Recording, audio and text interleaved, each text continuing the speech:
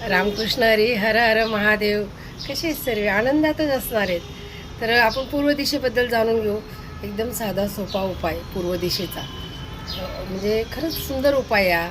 तर असा एक पिवळा कपडा घ्यायचा आणि तुरटीचा छोटा खडा घ्यायचा, चुराणी आणायचा, छोटा दगड आणायचा, त्याच्यामध्ये एक हळकुंड टाकायचं याच्यामध्ये, आणि सर्व असं करून सुंदर उपाय हा.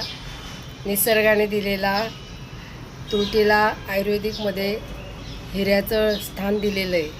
तुरटीला खूप सुंदर उपाय आहे. तर असं बांधून असं याच कपड्याने बांधून आपण दरवाजाच्या वरती काहीतरी लावतो ना, की दरवाजामधून येणारी व्यक्ती किंवा काही निगेटिव्हपणा येऊ नये, आमच्या घरामध्ये सुख शांतता यावी, जे आम्ही कष्ट करतो त्या कष्टाला बरकत मिळावी, आमच्या लक्ष्मीला कुणाची नजर लागू नये.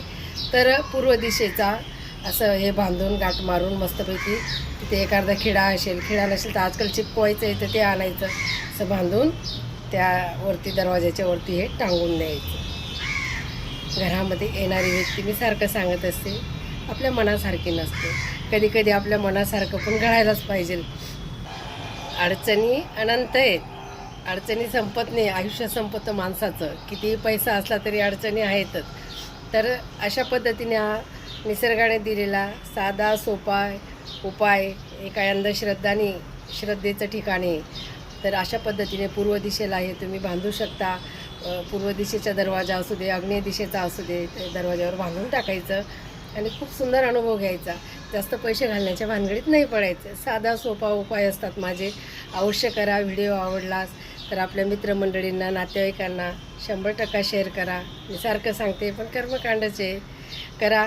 आणि आपण उद्या पश्चिम दिशेबद्दल जाणूया. पश्चिम दिशेला काय बांधायचं, कसं बांधायचं. तर सर्वच एकदम सांगितलं लक्षात नाही राहणार. तर हे पूर्व दिशेचा उपाय करा. सुंदर उपाय आहे, घरगुती उपाय अवश्य करा. रामकृष्ण हरी,